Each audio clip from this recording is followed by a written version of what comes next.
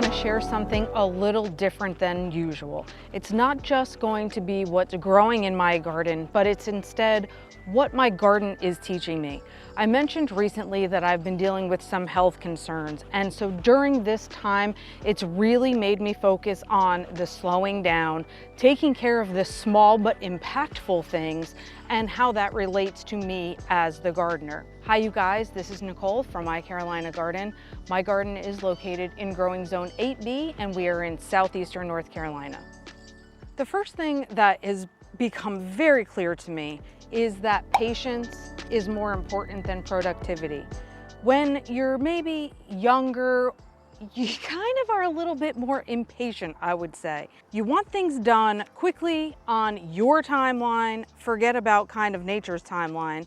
We tend to push limits maybe, and we're just in a rush to get the gardening work done, get our flower beds done, created. We want things to grow on our timeline. But the truth of the matter is, that's not how nature works. And so this time in my life, I'm realizing more than ever that I can't do things on my timeline no matter how much I want to. Instead, I am on my garden's timeline. I'm on nature's timeline. And so we're taking time to enjoy small things, the simple beauties, the simple pleasures. Yes, what we've created as the gardener in our space here as well. And hopefully we're feeling proud of the things that we've made already. I am super thankful that I've done so much work in my garden up to this point so that I can sit here and just enjoy certain days. I don't have to be out being productive in the garden for me to be enjoying these, my slew of blanket flowers, the pink vinca that I added into the garden back in early July. I'm so thankful that I took the time to put these things in here. So now, even if I don't get to do heavy lifting or a lot of laborious work, I can still enjoy what I have here. Another thing I'm learning and really learning to understand and appreciate is that small tasks make a difference. So our gardening days don't have to be marathon days. They don't have to be days even full of carrying heavy things or sweating bullets, especially in the summertime while we're working. But instead, it's these small tasks. And I know my videos as of late have been showing that sort of theme also, because hey, that's what I could do right now. Small tasks that are adding up to big, impactful, meaningful results. So my garden still ends up thriving with these small tasks. I end up feeling a good sense of productivity, accomplishment, because I did what I wanted to do, or I helped my garden in some way. Or you know what? Sometimes it's not even necessarily helping the garden, it's really helping me because I get to be in my garden. I get to be with my plants. So sitting here calmly, gently, deadheading, clipping back, giving shape to my garden that is growing a little more maybe wildly than I would have wanted, I still get to do these things. And I'm thankful for the ability to even get to do the small tasks. The third thing that I'm really coming to understand is about listening instead of rushing. So sometimes, we all know it, we're all gardeners and garden lovers. Our gardens speak to us.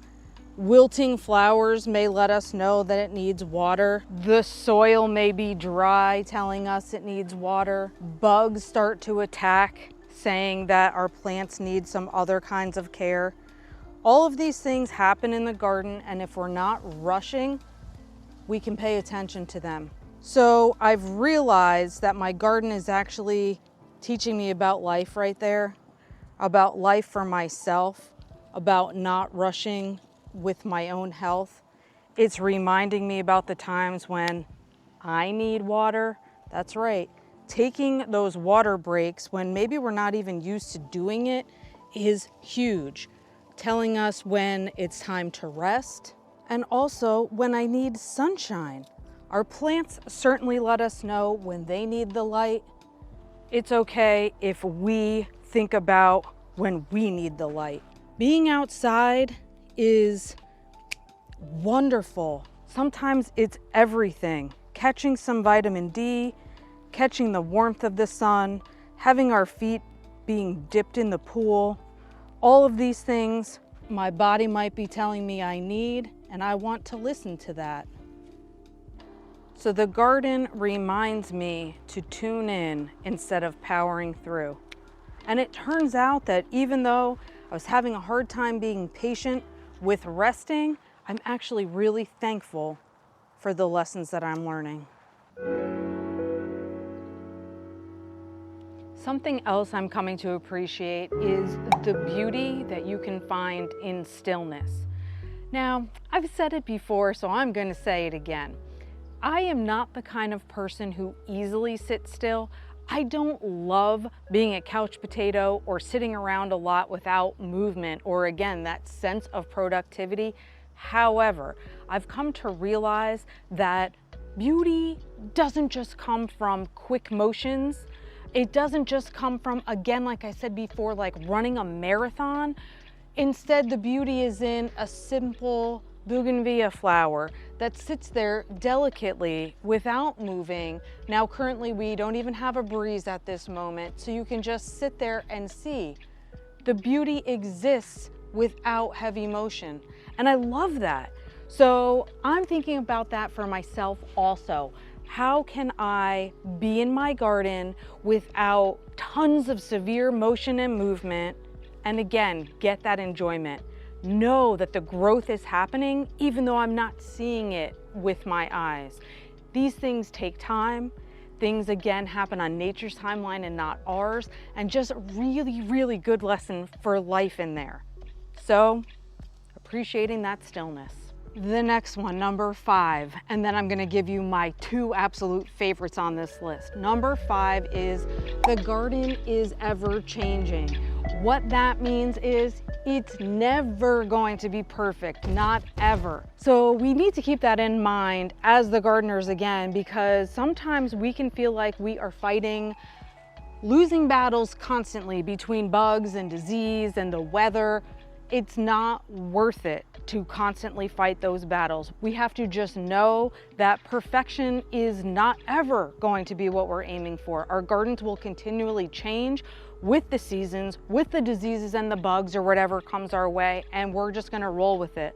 And you know what, if we think of it in terms of always having a project to work on, always getting to be in our gardens because our gardens are ever changing, then that's the awesome part. I have my blue boardwalk behind me in the secret garden, and I'll tell you, I want this thing to look awesome, but I realize that it is an ever-changing gardening space. And so I have holes or spaces that need to be filled in there. It's just gonna have to be that way until I can get to it, because that's the season that I'm in right now. I have plants that were past their prime, plants that were no longer thriving for me. They had to go, and it's left me with spaces.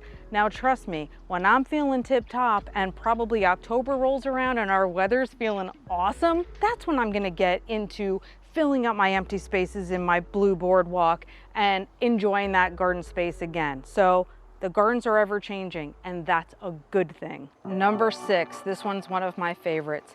Healing takes time.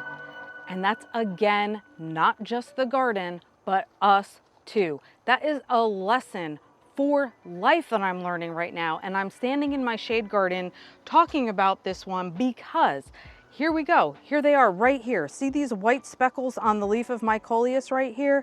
These are mealybugs and the residue left behind by mealybugs right here.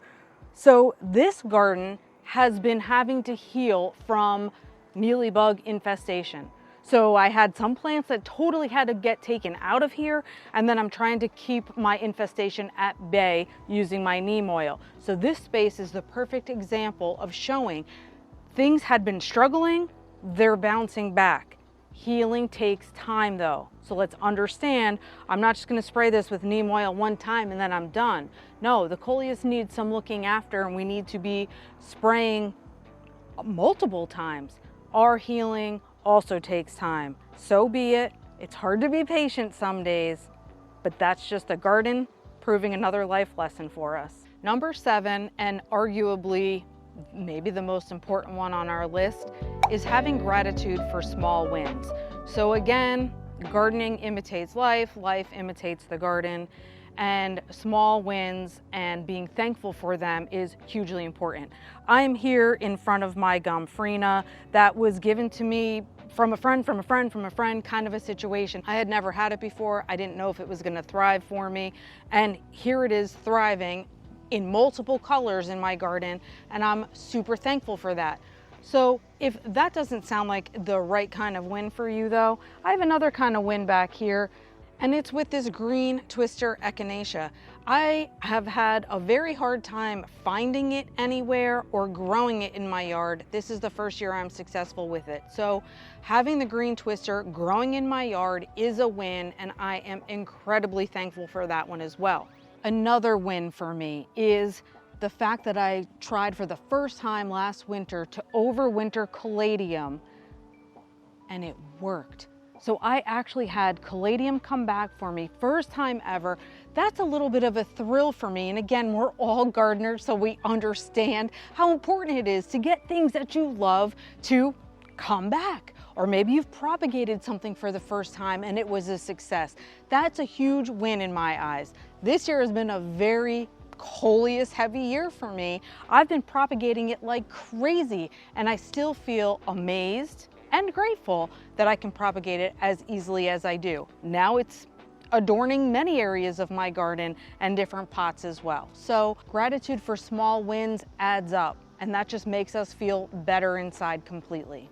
The first time I shared with you like my health concerns and kind of the question marks that I have over here on my life, many of you reached out to me with your personal stories. And so because of that, because I know that a lot of you resonate with the things that I was talking about, I feel like you're also going to resonate with these life lessons. So we can kind of look at our gardens in those ways and realize we don't need to push ourselves to make gardening enjoyable for ourselves, and also that the tasks will get done. These little acts will add up to greatness. So keep that in mind when you're feeling frustrated or overwhelmed, or you feel like you can't get into the garden to get done what you want to. I'm in the same boat, so we're gonna get through it together. Thanks for watching. Subscribe if you haven't already, and until next time, you guys, happy planting.